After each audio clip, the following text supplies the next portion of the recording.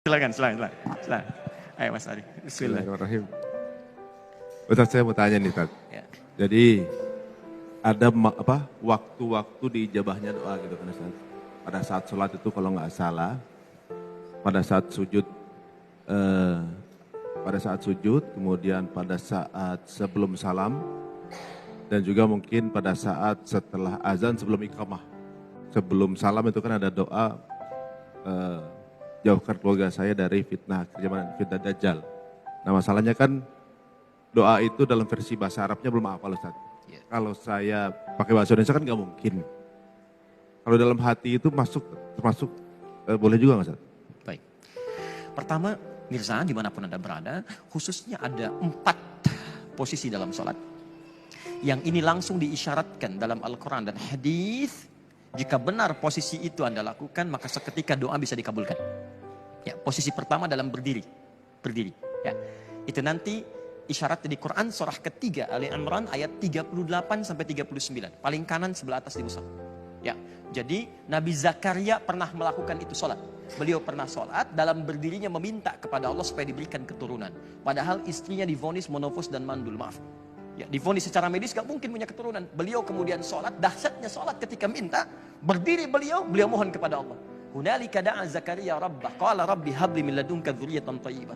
Ya, Nabi Zakaria katakan, ya Allah, orang mengatakan aku gak mungkin punya keturunan. Aku hanya minta darimu yang tidak punya batas dalam kemungkinan.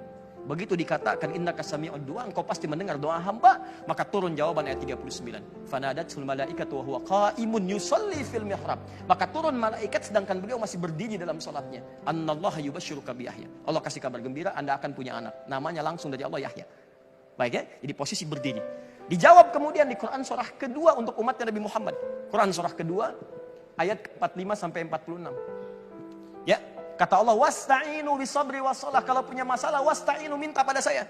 Kalau kita mau minta, robah kalimatnya menjadi nasta'in. Wasta'inu, minta. Saya minta, asta'in. Kami minta ya Allah, nasta'in. Kepadamu kami minta, iyyaka nasta'in. Kapan Anda baca kalimat iyyaka nasta'in dalam salat? Al-Fatihah. Iyyaka na'budu wa hadis qudsi dari Anas bin Malik. Ketika Anda membaca iyyaka na'budu wa iyyaka nasta'in, kata Allah, hadza baini wa baina abdi. Ini perjanjian antara aku dan hambaku. Wali abdi, kalau hambaku benar berdiri salat sampai bacaan itu, masalah. Apapun yang dia minta, aku kabulkan. Kalau Anda pada saat itu minta dikabulkan, mau minta apa? Pikirin dulu, nanti saya jawab lagi.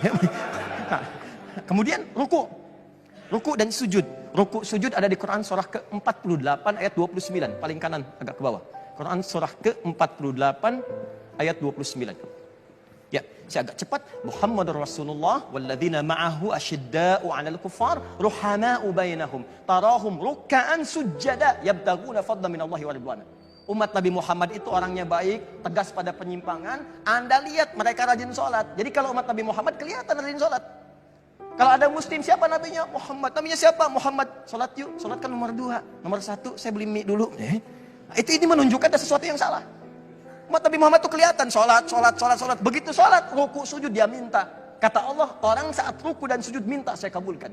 Hadis riwayat Ibnu Abbas radhiyallahu ta'ala anhuma. Inna ma aqrabal 'abdu min rabbih wa huwa sajid. Keadaan terdekat para hamba dengan Allah itu saat sujud. Fa'aksiru sujud.